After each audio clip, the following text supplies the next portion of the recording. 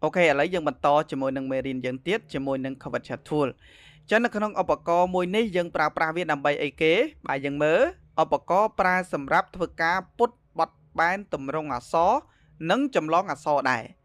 Chẳng là khả năng cover chat tool ní, cứ dân pra viết, nâng khả năng ca put à xó có bán, dân chầm lóng à xó có bán này.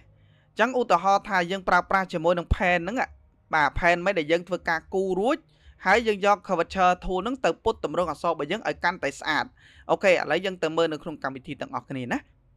Ok, chắc là khả năng bê đi mùi ní cứ dân nâng sạc xa phí cover thu đại chịu ổ bà có pra viết xâm rạp thơ cá put tùm rong ở so. Chẳng ổ bà có nâng nâng cả lại ná cứ vì nâng các bài khả năng cho mùi nâng pen bởi dân nâng bà mùi nè cover thu.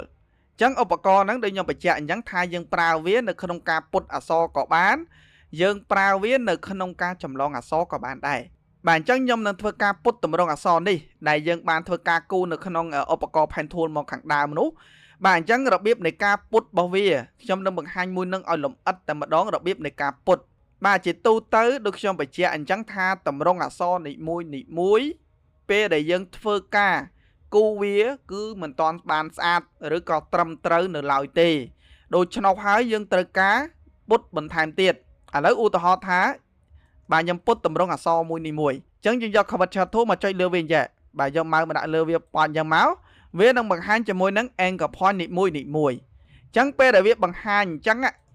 Bê đã dân put tư ưu tờ ho thả. Nhưng chập đám put pi lại nị tư. Ưu tờ ho. Cái lại ní viện miền đi. Chẳng bê đã miền chẳng máu bởi dân nị. Do mà đã trong sai pha đại lạ miền nâng chơi bạch máu viết. Viết bằng cát ở dân đời xoay bro vọt ná. Xâm rạp cover chat tool. Mà tao mà tin chơi lưu anchor point nâng dân tia nhạc khánh át. Nè dân tia bàn. Ok.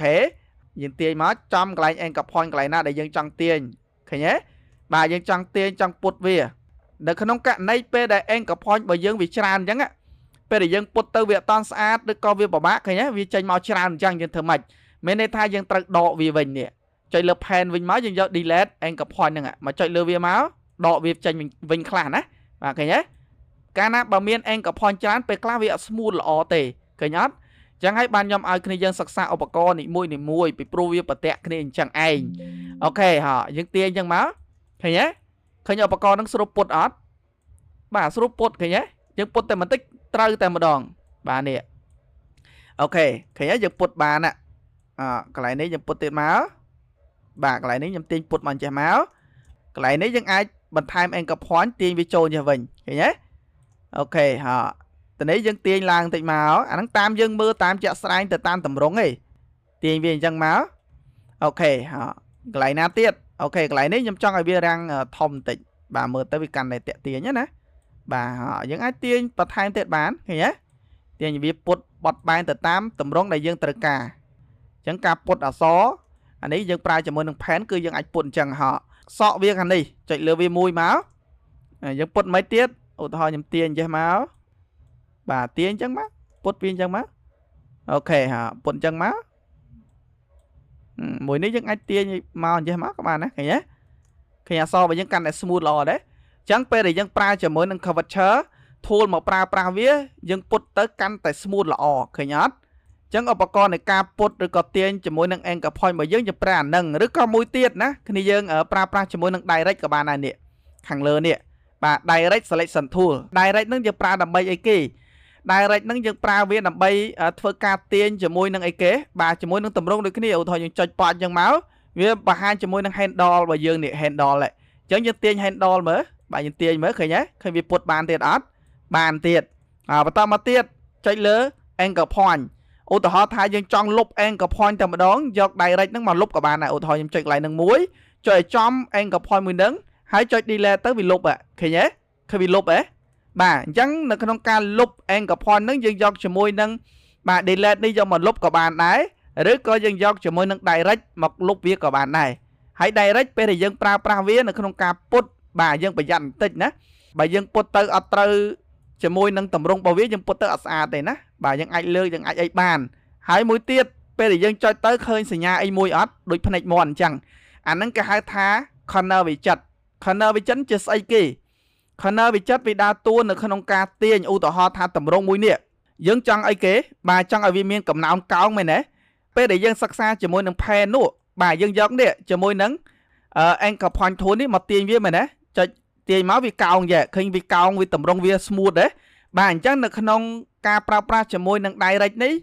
ពេលដែលយើងចុចវាទៅវាមានជាមួយនឹង corner វិចិត្របើយើងចូលជាមួយនឹង selection tool អត់មានទេឬក៏ឧបករណ៍ផ្សេងៗទៀតវាអត់សូឲ្យយើងទេណាបាទដើម្បីឃើញអាហ្នឹងគឺយើងចូលជាមួយនឹង direct អញ្ចឹងវាបង្ហាញមកហើយពេលបង្ហាញអញ្ចឹងយើងចុចលើនឹងចុចលើ corner វិចិត្រនឹងឲ្យជាប់ទាញមើលឃើញអត់ឃើញវា smooth អត់គេអក្សររបស់យើង smooth ទេអញ្ចឹងបើសិនជាយើងចង់បានអក្សរ smooth អញ្ចឹងយើងប្រើជាមួយនឹងអីគេ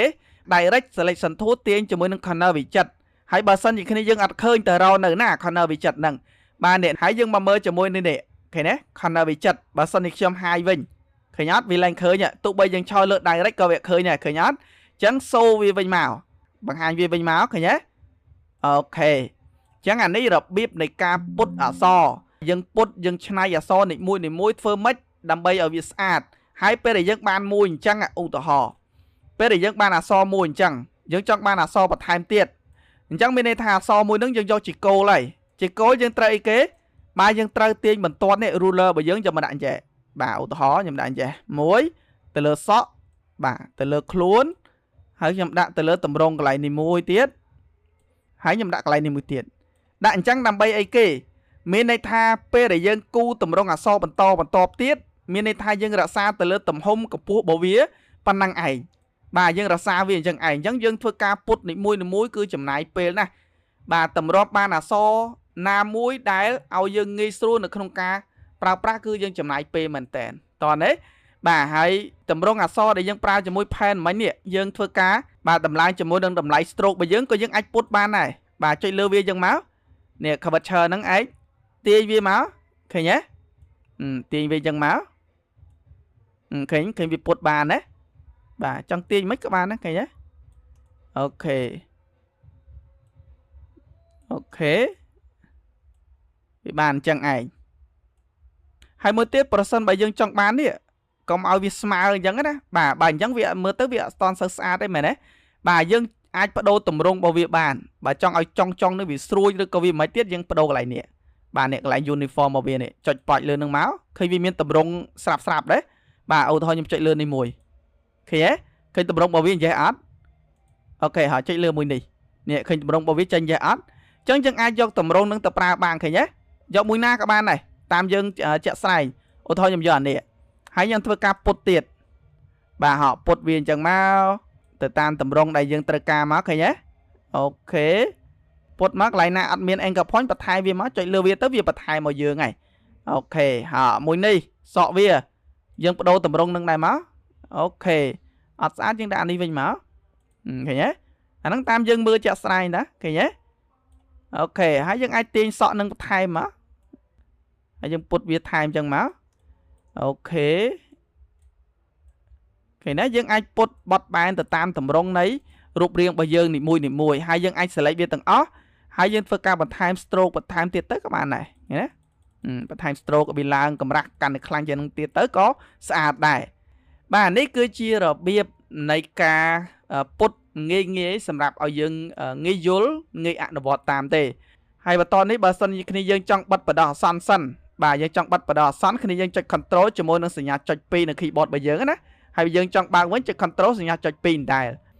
បាទអញ្ចឹងយើងអាចធ្វើការបិទបើកវាបានណាហ្នឹងហើយកុំឲ្យពេលខ្លះទៅបើករហូតទៅវាទើសយើងដែរអញ្ចឹងនេះគឺជាតម្រង់នៃការពុតអក្សរងាយដែលយើងអាចធ្វើការគូរជាមួយនឹង pen tool ហើយយើងអាចធ្វើការពុតបានជាមួយនឹងអីគេជាមួយនឹង curvature tool អញ្ចឹង curvature tool ដែលខ្ញុំបានបញ្ជាក់អញ្ចឹងថាឧបករណ៍មួយនេះយើងអាចប្រើប្រាស់វានៅក្នុងការពុតតម្រង់អក្សរគឺទូទៅតែម្ដងរាល់អក្សរពេលដែលយើងធ្វើការគូរដោយដៃក៏ដោយយើងចម្លងក៏ដោយគឺយើងប្រើវានៅក្នុងការពុតទាំងអស់អូខេហើយមួយទៀតគឺយើងអាចធ្វើការគូរដូច pen អញ្ចឹងបាទដោយ pen tool យើងមិនធ្វើការគូរតម្រង់អក្សរមែនទេដល់ពេល curvature ហ្នឹងក៏យើងអាចធ្វើអញ្ចឹងដែរឧទាហរណ៍នេះចុចហើយ1 2ឃើញណាបាទចុច3វាចេញតម្រង់មកនឹងមកឃើញអត់